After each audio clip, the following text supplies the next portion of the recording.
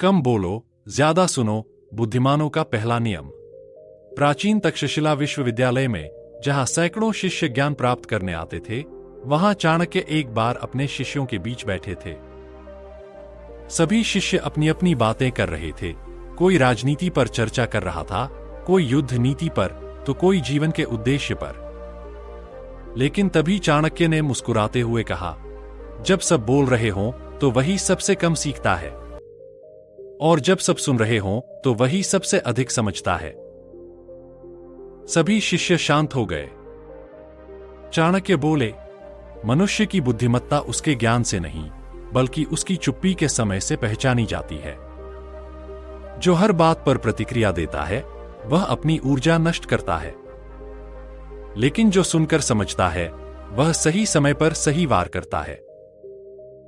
इतना कहकर चाणक्य ने अपने सामने रखे दीपक की ओर देखा और बोले, देखो इस दीपक को, यह बोलता नहीं, लेकिन पूरे कमरे को रोशन करता है। बुद्धिमान व्यक्ति भी ऐसा ही होता है। वह कम बोलता है, पर उसके शब्दों में प्रकाश होता है।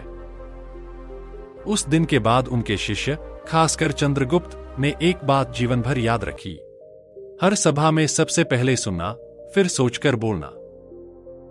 क्योंकि बोलना सरल है, लेकिन सही समय पर सही बात कहना ही असली नीति है।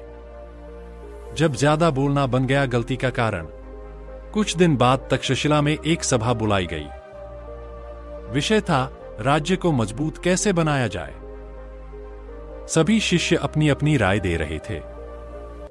लेकिन तभी एक शिष्य, सत्यनंद, जो खुद को बहुत बुद्धिमान समझता था, खड़ा होकर लगातार बोलने लगा। वह दूसरों की बात काटता, खुद को श्रेष्ठ बताता और कहता, मैंने सबसे ज्यादा अध्ययन किया है, मुझे सबसे ज्यादा ज्ञान है। उसकी बातों से बाकी शिष्य असहज हो गए। चाणक्य शांत होकर उसे देखते रहे। जब वह बोलकर बैठा, तो चाणक्य ने मुस्कुराते हुए पूछा, सत्यनंद, क्या तुमने कुछ नया सीखा आज? वह बोला, नहीं आचार्य, मैंने तो अपनी बात रखी। चाणक्य बोले, और यही तुम्हारी सबसे बड़ी भूल है। जब कोई व्यक्ति केवल बोलता रहता है, तो वह सुनना बंद कर देता है, और जब सुनना बंद हो जाए, तो सीखना समाप्त हो जाता है। सभी शिष्य ध्यान से सुन रहे थे। चाणक्य ने कहा, शब्द धन की तरह है। जितना समझदारी से खर्च करोगे, उतना मूल्य बढ़ेगा। लेकिन अगर बिना सोच के खर्च कर दिए, तो जल्द ही खाली हो जाओगे। फिर उन्होंने दीपक की ओर देखते हुए कहा, बुद्धिमान व्यक्ति तब तक नहीं बोलता जब तक उसका शब्द किसी का भला न कर दे, या किसी समस्या का समाधान न बन जाए। सत्यनंद झुक गया और बोला, आचार्य, मैंने बहुत कहा लेकिन कुछ सीखा नहीं। चाणक्य ने उत्तर दिया, अब तुमने सबसे महत्वपूर्ण बात सीख ली है। बोलने से पहले सुनना ही असली ज्ञान की शुरुआत है। सभा में एक गहरा मौन छा गया। वही मौन जो समझ और बुद्धि की निशानी था। मौन की शक्ति से जीता गया युद्ध। आचार्य चाणक्य की आंखें अब भी बंद थीं। शिष्य स्थिर बैठे थे। हवा में बस पत्तों की हल्की सरसराहट थी।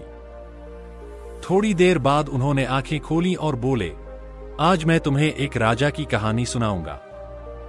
एक ऐसे राजा की जिसने बिना एक शब्द बोले अपना युद्ध जीत लिया। सभी शिष्यों ने उत्सुकता से सिर उठाया।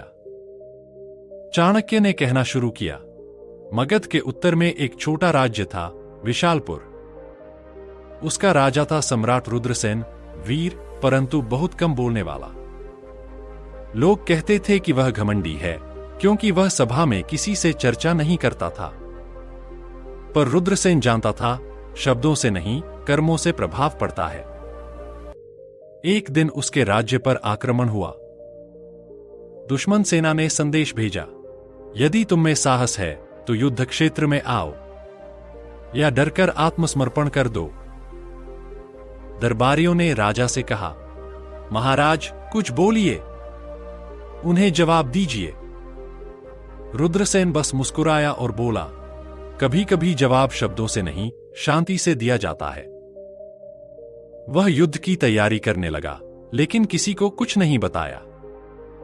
वह रातों को स्वयं सैनिकों के बीच घूमता, कमजोरियों को समझता और दिन में मौन साधे बैठा रहता। दुश्मन को लगा कि राजा डर गया है। उन्होंने हमला कर दिया, पर रुद्रसेन ने पहले ही उनकी चाल समझ ली थी।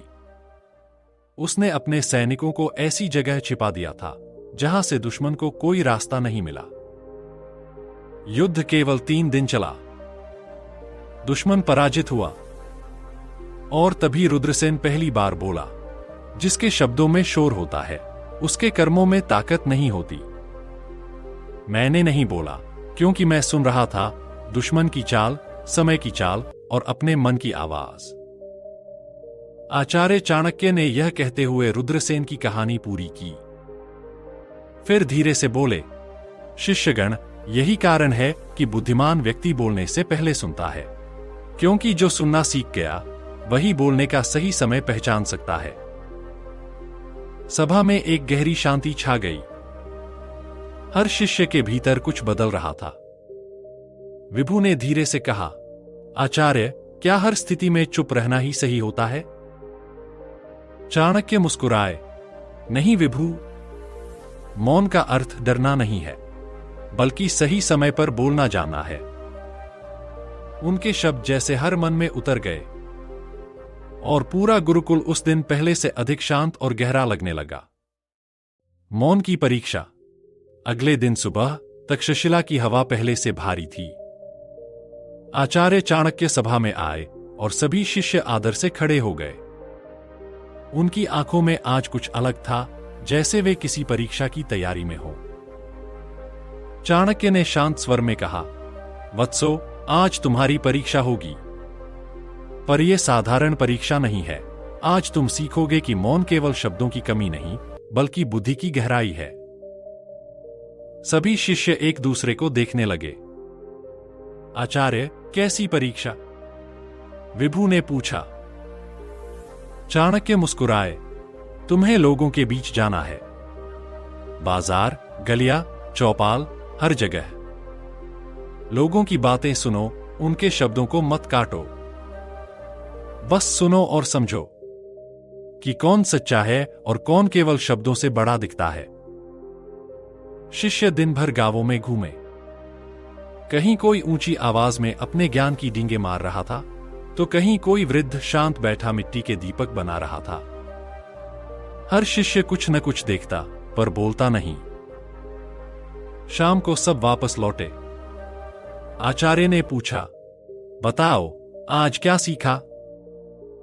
एक शिष्य बोला, आचार्य, मैंने देखा कि जो लोग ज्यादा बोलते हैं उनमें भ्रम ज्यादा होता है। दूसरा बोला, जो शांत हैं उनके पास जवाब कम, लेकिन सुकून ज्यादा है।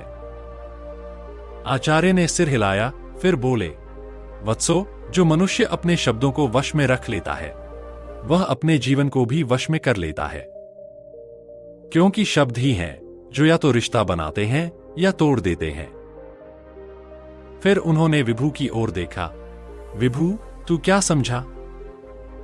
विभु ने झुककर कहा, आचार्य, मैंने आज देखा कि चुप रहना भी एक कला है। कभी कभी बिना बोले भी सब कुछ कहा जा सकता है।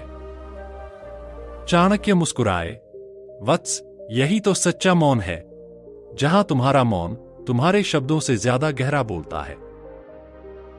गुरुकुल में हल्की हवा चली और दीपक की लौ स्थिर हो गई, जैसे समय खुद रुककर उस पल की बुद्धिमत्ता को सुन रहा हो। मौन की शक्ति। रात का समय था। गुरुकुल शांत था, चारों ओर बस झिंगुरों की आवाजें। विभु अपने कक्ष में बैठा सोच रहा था, क्या सच में चुप रहना इंसान को और समझदार बना देता है? इतने में आचार्य चाणक्य आए। उन्होंने धीमे स्वर में कहा, वत्स विभु, देख रहा हूं आज भी तेरे मन में प्रश्न है।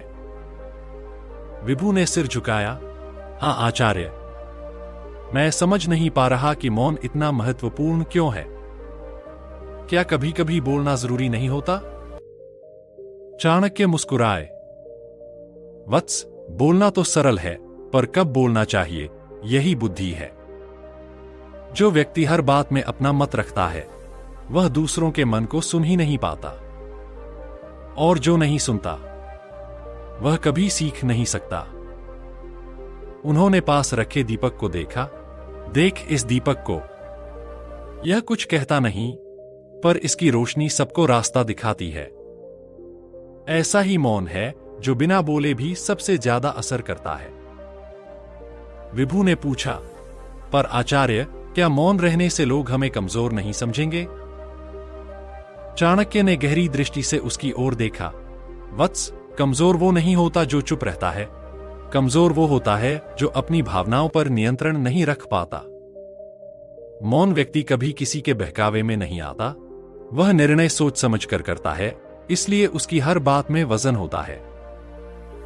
थोड़ी देर बाद चाणक्य ने धीरे से कहा, याद रखो विभु, अगर तुम्हें महान बनना है तो 3 बातें याद रखना। पहली, हर जगह अपनी बात मत रखो। दूसरी, सबको सुनो, लेकिन मन में क्या चल रहा है वो किसी को मत बताओ। और तीसरी, अपनी शांति को कभी किसी के शब्दों से मत तोड़ो। विभु की आंखों में चमक थी। वह बोला, आचार्य, अब मैं समझ गया। मौन कमजोरी नहीं, बल्कि वो शक्ति है जो बुद्धिमानों के पास होती है। चाणक्य मुस्कुराए और बोले, वत्स, जिस दिन तू सीख जाएगा कि कब बोलना है और कब चुप रहना है, उस दिन तू अपने भाग्य का निर्माता बन जाएगा। धीरे धीरे दीपक की लौ मंद हुई, लेकिन विभु के भीतर एक नई रोशनी जल चुकी थी। ज्ञान की, संयम की और मौन की। और यही थी आचार्य चाणक्य की सबसे गहरी नीति। कम बोलो, ज्यादा सुनो, क्योंकि जो सुनता है वही समझता है, और जो समझता है वही इस संसार में सफल होता है।